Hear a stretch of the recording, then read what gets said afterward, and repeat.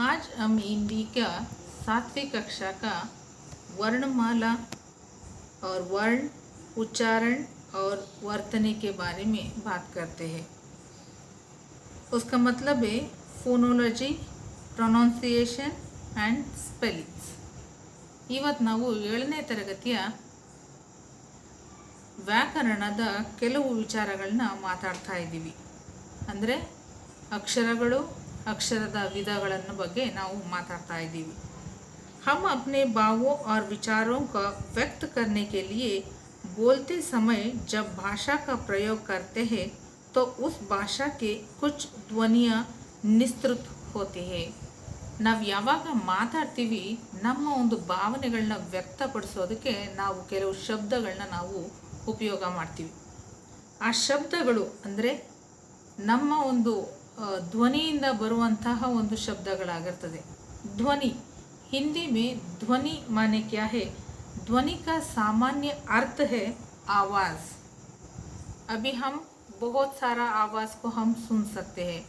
पंखा चलने की आवाज़, चिड़िया बोलते वक्त आवाज़ आते हैं, कुत्ते भौंकते वक्त आवाज़ आते हैं, जैसा बहुत सारा आवाज़ को हमने सुन सकते हैं।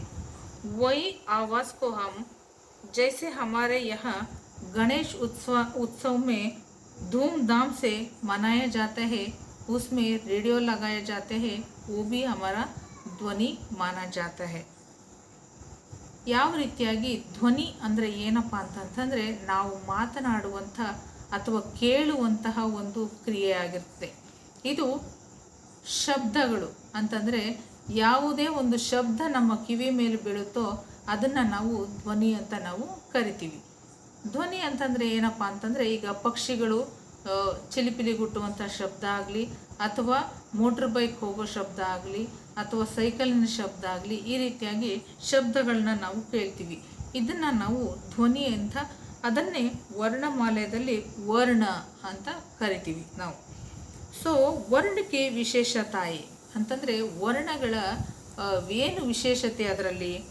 वर्ण भाषा के सबसे छोटी इकाई है। ಈ ವರ್ಣ ಅನ್ನೋದು ಬಹಳ ಚಿಕ್ಕದಾದಂಥ ಒಂದು ಪದವಾಗಿರ್ತದೆ। ವರ್ಣಕ್ಕೆ ಟುಕಡೆ ನಹಿ ಕಿಯಾ ಜಾ ಸಕ್ತೆ। ಆ ವರ್ಣನ ನಾವೇನು ಮಾಡ್ಬೋದು, ವರ್ಣ ಅಂದರೆ ಆ ಅಕ್ಷರನ ನಾವೇನು ಮಾಡ್ಬೋದು, ಅದನ್ನು ನಾವು ಕಟ್ ಮಾಡೋದಕ್ಕೆ ಆಗೋದಿಲ್ಲ, ಅಂದರೆ ಕತ್ತರಿಸಿ ನಾವು ಚಿಕ್ಕದು ಮಾಡೋದಕ್ಕೆ ಆಗೋದಿಲ್ಲ। ವರ್ಣಕ್ಕೋ ಜೋಡ್ಕರ್ ಶಬ್ದ ಬಂತಾ ಹೈ। ಈ ಒಂದು ಚಿಕ್ಕ ಚಿಕ್ಕ ಅಕ್ಷರಗಳನ್ನ ಕೂಡಿಸಿ ಒಂದು ಪದ ಆಗೋದನ್ನು ನಾವು ನೋಡ್ತೀವಿ। ಮತ್ತು ವರ್ಣಕ್ಕೋ ಅಕ್ಷರ ಭಿ ಕಹತೆ ಹೈ। ಈ ವರ್ಣಮಾಲೆಯಲ್ಲಿರುವಂಥ ಅಕ್ಷರಗಳನ್ನ ನಾವು ಎಲ್ಲವನ್ನು ನಾವು ಕೂಡಿಸಿ ಹೇಳಿದಾಗ ಅದು ಒಂದು ಪದವಾಗಿ ಅದು ನಿರ್ಮಿತಗೊಳ್ತದೆ। ಆದ್ದರಿಂದ ಈಗ ಕ ಮ ಲ, ಕಮಲ್ ಅನ್ನುವಂಥ ಒಂದು ಹಿಂದಿ ವರ್ಡಲ್ಲಿ ಎಷ್ಟೊಂದು ಅಕ್ಷರಗಳ ಜೋಡಣೆಯಾಗಿದೆ ಅಂದರೆ ಕ ಪ್ಲಸ್ ಅ, ಮ ಪ್ಲಸ್ ಅ, ಲ ಪ್ಲಸ್ ಅ, ಈ ಇಷ್ಟೊಂದು ಅಕ್ಷರಗಳು ಸೇರಿ ಕಮಲ್ ಅನ್ನೋಂಥ ಒಂದು ಪದ ಆಗಿರೋದನ್ನು ನಾವು ನೋಡ್ತೀವಿ। ಹಿಂದಿ ವರ್ಣಮಾಲೆಯಲ್ಲಿ ನಾವು ನೋಡಬೇಕಾದ್ರೆ ವರ್ಣಗಳಲ್ಲಿ 2 ವಿಧಗಳನ್ನ ನಾವು ನೋಡ್ತೀವಿ। ಮೊದಲನೇದಾಗಿ ಸ್ವರ್ और ಎರಡನೇದಾಗಿ ವ್ಯಂಜನ। ಒಂದು ಸ್ವರ ಮತ್ತು ಒಂದು ವ್ಯಂಜನ। ಹಿಂದಿದಲ್ಲಿ ನಾವು ಹೇಳ್ಬೇಕಾದ್ರೆ ಸ್ವರ್ और ವ್ಯಂಜನ್। ನಾವಿವಾಗ ನಾವು ವರ್ಣಮಾಲೆ ಅಂತಂದರೆ ಏನಂತಂತಂದರೆ ಅಕ್ಷರಗಳನ್ನ ನಾವು ಕಲ್ತಿದ್ವಿ। ಯಾವುದೇ ಒಂದು ನಾವು ಭಾಷೆಯನ್ನು ತಗೊಳ್ಬೇಕಾದ್ರೆ, ಯಾವುದೇ ಒಂದು ನಾವು ಲಿಪಿಗಳನ್ನ ತಗೊಳ್ಬೇಕಾದ್ರೆ ಅದರಲ್ಲಿ ಮೊದಲನೇದಾಗಿ ಬರೋದೇ ವರ್ಣಮಾಲೆ। ಈ ವರ್ಣಮಾಲೆಯಲ್ಲಿ 2 ವಿಧಗಳನ್ನ ನಾವು ನೋಡ್ತೀವಿ, ಸ್ವರ ಮತ್ತು ವ್ಯಂಜನ ಅನ್ನೋದನ್ನು। ಈಗ ಸ್ವರ ಅನ್ನೋದ್ರ ಹಿಂದಿದಲ್ಲಿ ನಾವು ಹೇಳ್ಬೇಕಾದ್ರೆ ಸ್ವರ್ ಅಂತಂದರೆ ಏನಪ್ಪ ಅಂತಂದರೆ, ಸ್ವರ್ ಅಂತಂದರೆ ಮೊದಲನೇದಾಗಿ ಅ ಇಂದ ಹಿಡಿದು ಔ ತನಕ ಬರುವಂಥ ಅಕ್ಷರಗಳನ್ನ ನಾವು ಸ್ವರಗಳು ಅಂತ ನಾವು ಕರಿತೀವಿ। अ से लेकर औ तक आने वाले अक्षरों को हम स्वर माना जाते हैं। और अम और अह, ये दोनों अक्षर को हम अनुस्वर और विसर्ग बोलते हैं। अम को अनुस्वर और अह को विसर्ग हम बोलते हैं। अभी व्यंजनों का हम देखें तो ख से लेकर ह तक जो भी अक्षर आता है उसको हम ವ್ಯಂಜನ बोल सकते हैं.